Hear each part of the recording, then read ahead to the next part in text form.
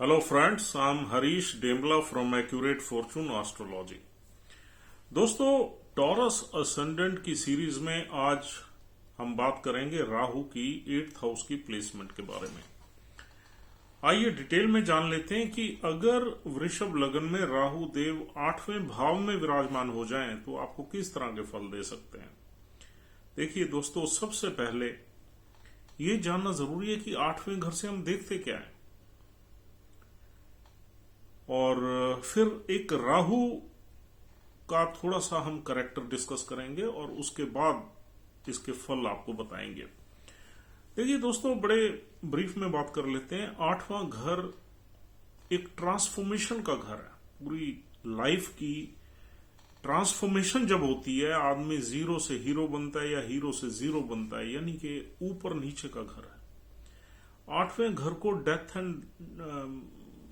Death का घर भी कहते हैं, डेथ एंड लाइफ का घर है। तो यहां पर जो हमें एक्सपीरियंसेस होते हैं लाइफ के, वो डेथ लाइक एक्सपीरियंसेस होते हैं, टफ एक्सपीरियंसेस होते हैं। और ये एक्सपीरियंसेस किस तरीके से होते हैं? या तो हमारी लाइफ में स्ट्रगल काफी रहता है, काफी इवेंट्स चलते, इवेंटफुल लाइफ होती है हमारी, डे टू डे लाइफ बड़ी इवेंटफुल होती है। यहां से तीसरा, यहां से हम इमरजेंसीज देखते हैं, क्योंकि यहां पर जो है सडन चीजें हैपन होती हैं। जब जिस घर में सडनली चीजें हैपन होती हैं, वहां मतलब इमरजेंसीज क्रिएट हो जाती हैं। तो इमरजेंसीज का भी हाउस है, और इमरजेंसीज में चीजों को हैंडल करने का भी हाउस है। ऐसा नहीं है कि ये हाउस सिर्फ आपको तकलीफ ही देता है, ये आपको प्रोफेशन भी तो दे देता है। मतलब जिस प्रोफेशन में आप इमरजेंसीज को हैंडल करो, हॉस्पिटल में काम करो, फायर ब्रिगेड में काम करो, हॉस्पिटल के इमरजेंसी डिपार्टमेंट में काम करो, और कुछ ऐसे पेशेंट्स को अटेंड करो जिनके साथ कोई घटना हो गई है, एक्सीडेंट हो गया, इमरजेंसी क्रिएट हो गई है, तो ये उस तरह का भी घर है। अगर इस घर से आपको प्रोफेशन मिल जाता है तो ये समझ लीजिए कि ये आपको फिर ऐसा ही कोई प्रोफेशन देता है जो हमारे समाज में जो प्रोफेशन अर्जेंट नीड में रिक्वायर्ड होते हैं। और दोस्तों, यहां से हम कोर्ट के केसेस भी देखते हैं, यानी कि जजेस वगैरह के भी चार्ट में यहां इस घर से काम हमने कई बार देखा है। जितने भी मजिस्ट्रेट हैं, जजेस हैं, वहां भी ये 8वां घर ही देता है। और ये घर गवर्नमेंट के टैक्स डिपार्टमेंट का है, जहां पर बड़ी सीक्रेट एक्टिविटीज चलती हैं और आदमी पे जो छापे डलते हैं, ये उसी का भी घर है। और यहां से हम स्पाइंग का काम भी देखते हैं, जो सीक्रेटली स्पाइंग होती है, सीक्रेट एजेंसीज होती हैं जो बहुत ही सीक्रेट एक्टिविटीज से कुछ इन्वेस्टिगेशंस वगैरह में इन्वॉल्व होते हैं लोग, वो भी हम काम इस घर से देखते हैं। तो इस घर से प्रोफेशन भी बहुत है, बहुत सारे प्रोफेशंस हैं, और उनमें कुछ न कुछ सिग्निफिकेंस इमरजेंसी का इंक्लूडेड होता है। अब दोस्तों, यहां से हम लंबी बीमारियां भी देखते हैं, यहां से हम फैटल डिसीजेस देखते हैं, लाइफ टेकिंग डिसीजेस देखते हैं, और इस घर से हम जॉइंट एसेट्स भी देखते हैं। इस घर में दोनों भाव हैं। जॉइंट एसेट्स का मतलब वेल्थ देखते हैं, वेल्थ अपने पार्टनर की वेल्थ देखते हैं, अपने इन लॉज की वेल्थ देखते हैं। और इस घर से हम अदर्स मनी देखते हैं, मतलब दूसरे की वेल्थ देखते हैं। दूसरे की वेल्थ क्या हमें मिलेगी, या अपने ज्वाइंट एसेट्स अपने पार्टनर की मिलेगी, या इन लॉस से कुछ मिलेगा, या पेरेंटल कुछ मिलेगा, वो सब इस जगह से देखते हैं। बेसिकली इस जगह से हम जो हमें पैसा इंश्योरेंस के थ्रू मिलता है, यानी कि किसी की डेथ के बाद मिलता है, वो भी हम इसी हाउस से ही देखते हैं। और इस हाउस से हम लॉटरी, सट्टा और इसके सडन गेन, सडन लॉसेज भी हम इसी हाउस से ही देखते हैं। और दोस्तों, ये हाउस हमारे इन लॉज का भी है, क्योंकि ये 7th हाउस से दूसरा हाउस है। तो 7th हाउस हमारी वाइफ का है, दूसरा हाउस उसकी फैमिली का है, तो यानी कि इन लॉज का हाउस भी इसको कहा जाता है। और इस घर से हम एक्सीडेंट्स भी देखते हैं। अगर यहां पर कुछ गलत योग बैठे हों, कुछ कंजंक्शन गलत हो, या एस्पेक्ट्स गलत एनिमी प्लैनेट्स का आ जाए, तो यहां पर एक्सीडेंट्स वगैरह भी इसी घर से ही हम देखते हैं। और अगर हम बॉडी के पार्ट्स की तरफ आते हैं, तो इस घर से हम अपने प्राइवेट पार्ट्स देखते हैं। यानी कि लेडीज जेंट्स के प्राइवेट पार्ट्स, और उनके अलावा इस घर से हम किडनी देखते हैं, पेनक्रियाज देखते हैं, और हमारा यूरिन ट्रैक सिस्टम देखते हैं। तो ये प्राइवेट पार्ट्स के अलावा ये चीजें भी देखते हैं। तो दोस्तों ये घर बहुत ही छुपा हुआ घर है। और अब यहां राहु देव आके बैठ गए। अब राहु देव एक बड़ा मिस्टीरियस और बड़ी वायलेंट एनर्जी है। राहु देव मैनिपुलेटिव है, टारगेट ओरिएंटेड है, आदमी को एक कैरिड अवे, यानी कि इसका संबंध जो है ना एक ऑब्सेशन से है, एक ऑब्सेसिव कंपल्सिव डिसऑर्डर से है, ओसीडी से है। आदमी का दिमाग कहीं भी घुमा दे। और इस घर से हम स्पिरिचुअलिटी भी देखते हैं, सेक्स प्लेजर्स भी देखते हैं, दोनों चीजें हैं। ओकल्ट देखते हैं, ओकल्ट तो मेन है। अब राहु यहां आके इन चीजों में घुसेगा। और एक चीज इस घर से हम बहुत इंपॉर्टेंट देखते हैं, विच आई फॉरगॉट, वो है रिसर्च एक्टिविटीज, रिसर्च वर्क। यानी कि बड़े बड़े साइंटिस्ट जिन्होंने दुनिया में नाम कमाया है,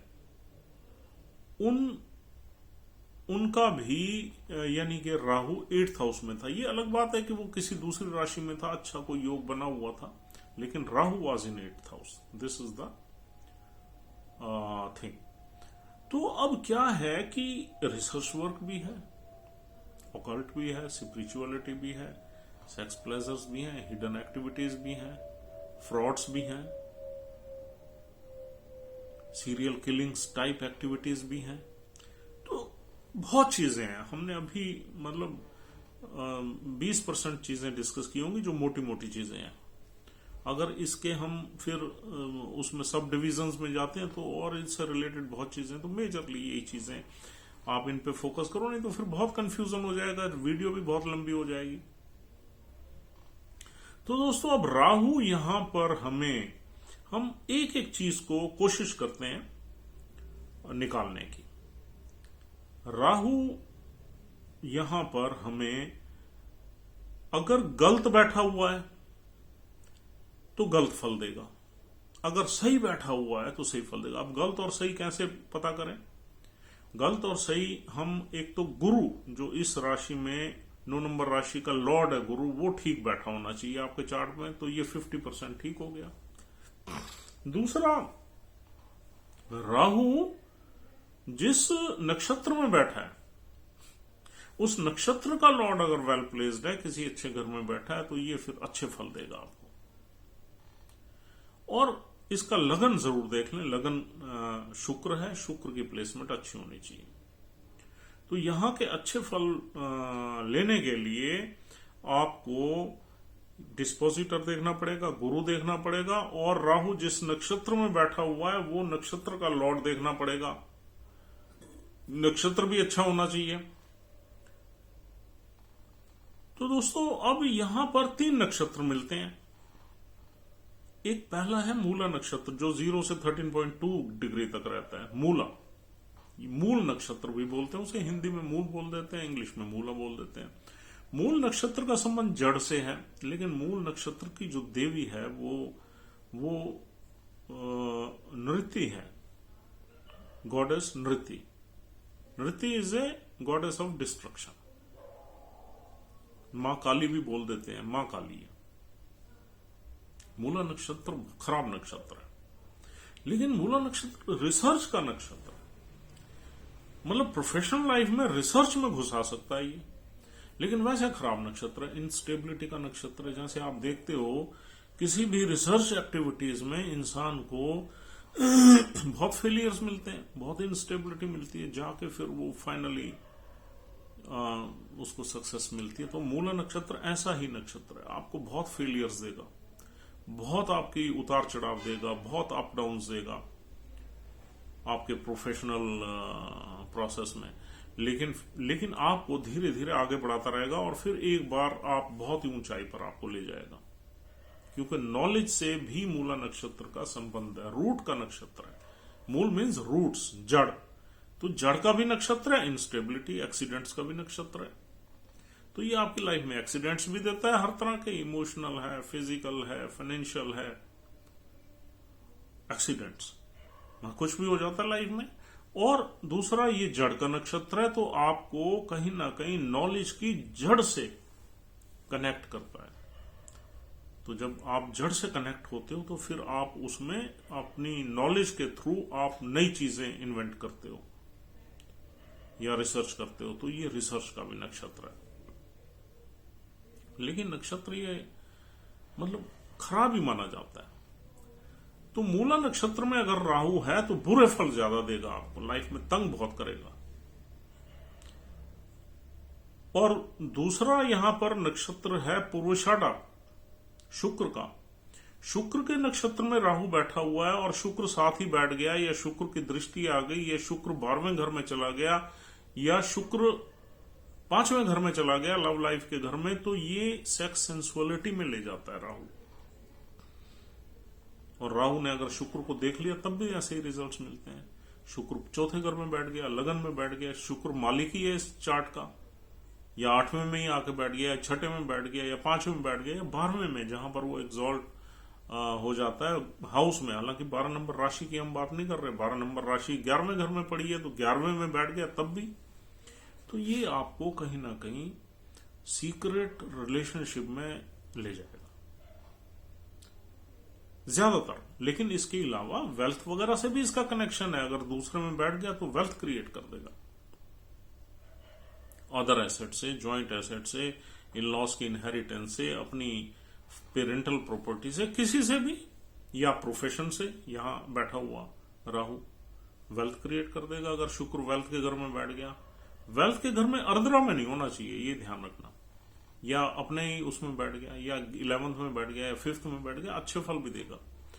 अब तीसरा जो नक्षत्र है वो उसका एक ही चरण है, उत्तराषाढ़ा नक्षत्र। उत्तराषाढ़ा नक्षत्र सूर्य देव का है। सूर्य देव के नक्षत्र में भी अगर राहु मिल गया तो सूर्य की प्लेसमेंट हमें बताएगी कि हमें किस तरह के रिजल्ट्स मिलेंगे। लेकिन सूर्य का उत्तराषाढ़ा नक्षत्र थोड़ा सा डिफिकल्ट नक्षत्र है, हार्डशिप का नक्षत्र है। लेकिन प्लेसमेंट से आपको पता लग जाएगा, अगर सूर्य बहुत अच्छा बैठा हुआ तो अच्छे ही रिजल्ट्स मिलेंगे यहां पर। क्योंकि राहु का मेन मोटिव रहता है, जहां भी बैठता है, जहां भी देखता है, वहां से पैसा पैदा करना उसका मेन मोटिव रहता है। अब देखिए, ये तो हमने नक्षत्र, अब आपको ये पता लग गया कि यहां बैठा हुआ राहु इस नक्षत्र में किस तरह के फल देगा। अगर नक्षत्र के लॉर्ड अच्छे बैठे हुए हैं तो अच्छे फल देगा, बुरे बैठे हुए हैं बुरे फल देगा, नुकसान भी करवा सकता है, लेकिन आपकी जिंदगी में मुश्किलें बड़ी देगा। अब ये जनरल रिजल्ट्स हैं, कुछ जनरल हैं, कुछ नक्षत्रों से रिलेटेड है। अगर मूला में है तो बहुत मुश्किलें देगा, आपकी पूरी लाइफ मुश्किलों को फेस करके ही निकलेगी, चाहे केतु कहीं भी बैठा हो। राहु केतु के नक्षत्र में अच्छे फल देता ही नहीं है। आपको बहुत लेट सक्सेस मिलेगी, बहुत ज्यादा लेट। अब मूला नक्षत्र में, लेकिन दूसरे नक्षत्र में भी अगर राहु यहां बैठा हुआ है तो आपको मुश्किलों का सामना तो करना ही पड़ेगा। Because Rahu sudden events life में जरूर देगा, क्योंकि ये सडन इवेंट्स का ही हाउस है, और यहां पर राहु भी इसी तरह का ही प्लैनेट है जो सीक्रेट सडन इवेंट्स आपको दे देगा। दूसरा, ये अदर्स वेल्थ का, अदर्स मनी का हाउस है, तो इसमें ये जो नेटिव है इसकी नजर दूसरों की वेल्थ पे रहेगी। आई एम सॉरी टू से। अब क्यों रहेगी? क्योंकि अगर दूसरे किसी की, इन लॉज की, या अपने पेरेंट्स की, या किसी और की वेल्थ वगैरह अगर उसको थोड़ा सा आइडिया है कि उसे मिल सकती है तो उसकी नजर रहेगी। He will try his level best to inherit that wealth. थोड़ी ग्रीडीनेस, चाहे ज्वाइंट एसेट्स में वाइफ की भी वेल्थ के ऊपर रह सकते, किसी के ऊपर भी। अब तीसरा यहां से सिग्निफिकेंस देखते हैं हम इमरजेंसीज का। देखिए, इमरजेंसीज में राहु तब अच्छा रोल प्ले करेगा, आपको अच्छे रिजल्ट्स देगा अपने प्रोफेशनल एक्टिविटीज को हैंडल करने में, जब राहु जिस नक्षत्र में बैठा हुआ है उसका लॉर्ड वेल प्लेस्ड है, he will give you good results. अब आते हैं बीमारी की तरफ। बीमारी को भी रिप्रेजेंट करता है ये हाउस। बीमारी के केस में राहु तब बीमारी देगा जब जिस नक्षत्र में बैठा हुआ है उसका लॉर्ड इल प्लेस्ड है, किसी बीमारी के घर में बैठ गया, या राहु मूला में बैठ गया, मूला नक्षत्र का संबंध भी बीमारियों से है, या फिर नक्षत्र का लॉर्ड छठे में बैठ गया, 12वें में बैठ गया, नीच का बैठ गया, या एनिमी साइन में बैठ गया, बीमारी दे देगा। और बीमारी भी प्राइवेट पार्ट्स में होगी, यहां पर ये कंफर्म है।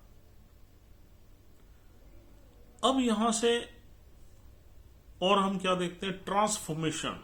राहु एक ट्रांसफॉर्मेशन का कारक है। यहां से राहु आपको फॉरेन की सेटलमेंट दे सकता है, यानी कि आप एक एवरेज आदमी से एक बहुत बड़े आदमी बन सकते हैं अगर राहु जिस नक्षत्र में बैठा हुआ है उसका लॉर्ड 12th हाउस में बैठ गया और पॉजिटिव तरीके से बैठ गया। यानी कि टॉरस लगन में 12th हाउस में 1 नंबर राशि पड़ी हुई है। ठीक है जी। अब राहु सपोज सूर्य के उत्तराषाढ़ा नक्षत्र में बैठ गया और सूर्य 12वें घर में 1 नंबर राशि में एग्जॉल्ट होकर बैठ गया, तो आप ये समझिए फॉरेन कंट्री आप गए और वहां पर आप बहुत बड़े ओहदे पर काम करोगे, बहुत नाम कमाओगे, क्योंकि एग्जॉल्टेड सन बैठ गया वहां जिसके नक्षत्र में राहु बैठा हुआ है उत्तराषाढ़ा। ऐसे ही लगन का स्वामी शुक्र के नक्षत्र में बैठ गया तो शुक्र भी वहां बैठ गया 12वें में, तब भी आपकी चांसेस बनेंगे फॉरेन कंट्री में शिफ्ट होने के। ये तो है एक प्लेसमेंट। एक और कोई अगर इंडिकेशन आपको मिल जाए या ऐसी प्लेसमेंट मिल जाए जो फॉरेन कंट्री में आपको सपोर्ट कर रही है भेजने के लिए, फिर 100% आप स्टैंप लगा के बोल दो किसी को, ही विल डेफिनेटली गो।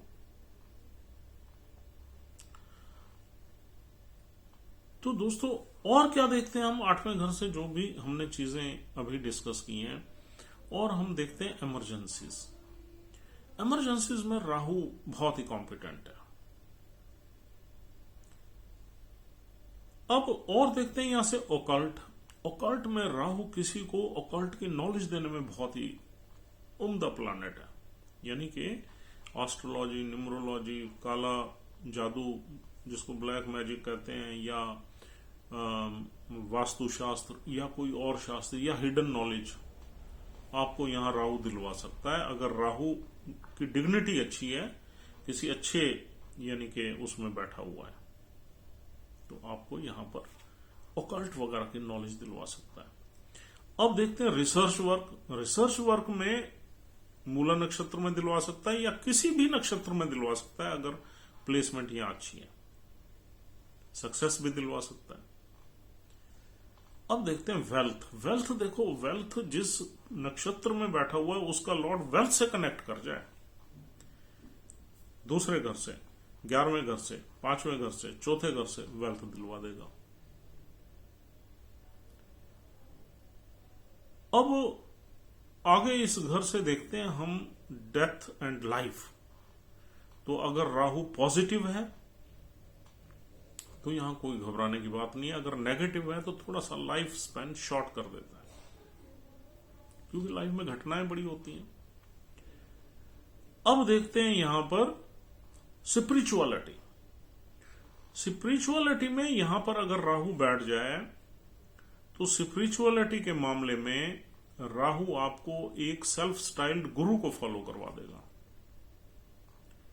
मतलब सेल्फ स्टाइल्ड गुरु क्या है, जैसे भुतेरे गुरु हैं, और भुतेरे सेगमेंट्स हैं यहां पर इंडिया में तो बहुत ही है, यानी कि कोई भी सेगमेंट, किसी का नाम लेना ठीक नहीं है।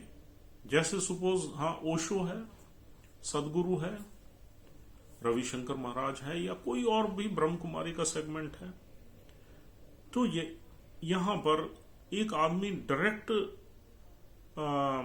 स्पिरिचुअलिटी को ना फॉलो कर, डायरेक्ट यानी कि किसी जो हमारे भगवान है, जिस भी आदमी रिलीजन को मानता है, जैसे कोई हिंदू है तो शिव जी को मानता है, कोई मुसलमान है तो अल्लाह को मानता है, उनको ना फॉलो करके एक अलग फिलॉसफी में घुसवा देगा। क्योंकि 9 नंबर राशि धर्म की राशि है और राहु अपने धर्म को फॉलो नहीं करने देता। या तो दूसरे धर्म को आदमी फॉलो करेगा या एक सेल्फ स्टाइल्ड उसको फॉलो करेगा, गुरु को फॉलो करेगा। अब देखते हैं यहां पर सेक्स प्लेजर। सेक्स प्लेजर्स में कभी आदमी सेटिस्फाइड ही नहीं होता। Rahu never get satisfied in these activities और आपके लव लाइफ बिगड़ती रहेगी। ये कब होगा? जब राहु शुक्र के नक्षत्र में, शुक्र 5वें घर में नीच का बैठ गया या चौथे घर में बैठ गया या शुक्र वहीं बैठ गया, तो क्या है, आदमी सेक्स प्लेजर्स में आ जाएगा लेकिन उसकी ब्रेकअप्स वगैरह रहेंगे। और क्या देखते हैं हम 8वें घर से, जो हमने डिस्कशंस की हैं अभी, और हम देखते हैं यहां पर स्पाइंग, इन्वेस्टिगेशंस, इसमें राहु बहुत अच्छा काम करता है।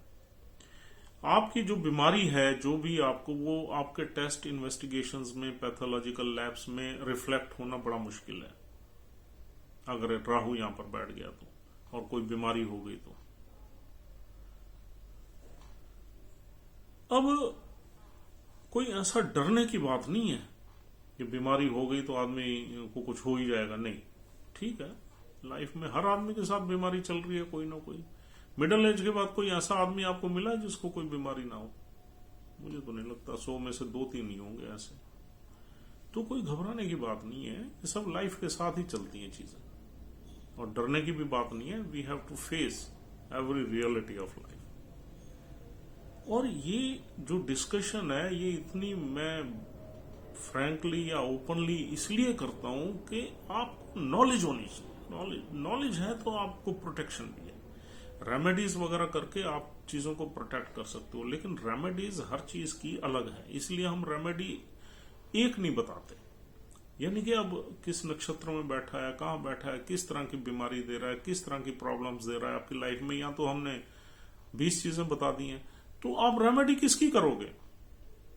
एक्स प्रॉब्लम में वाई की आप रेमेडी किए जा रहे हो, वो फ्रूटफुल नहीं रहेगी। इसलिए रेमेडीज के लिए एक कंसल्टेशन बहुत जरूरी होती है। जो कि रेमेडी का मतलब क्या है? दवाई, एक बीमारी की अप्रोप्रिएट दवाई।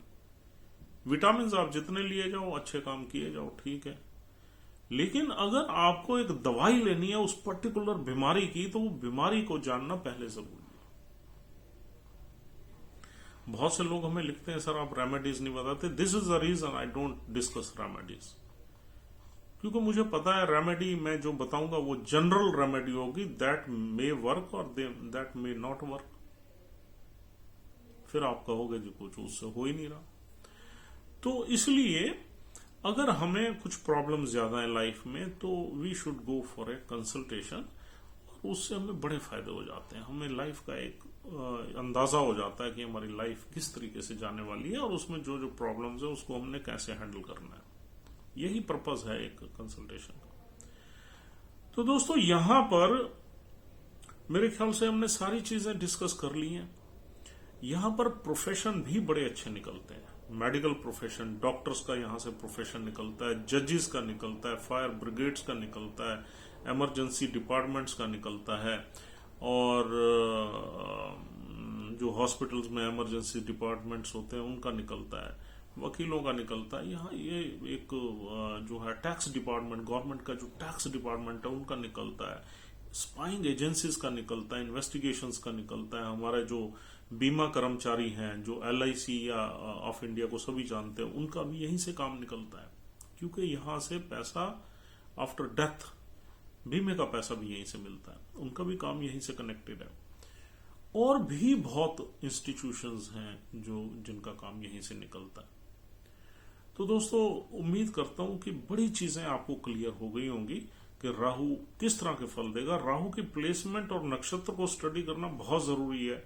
अगर आपने वो कर लिया, आपको पता लग जाएगा राहु यहां से अच्छे फल देगा या बुरे फल देगा। यहां से एक चीज हम भूल गए, ट्रांसफॉर्मेशन, शायद हमने बात कर ही ली है। यहां से एक बड़ी ट्रांसफॉर्मेशन भी हो जाती है इंसान की, अगर राहु अच्छा बैठा हुआ है तो और जिंदगी आदमी की बदल जाती है। दोस्तों, this is all for the day. उम्मीद करता हूं आपको ये डिस्कशन पसंद आई है। If you have like this discussion, please subscribe our channel. We want to increase our subscribers considerably. And thank you very much for watching this video patiently. This is a very long video, and उम्मीद करता हूँ आगे भी आप हमारी videos को देखते रहेंगे. And have a nice time and take care of yourself. Thank you very much.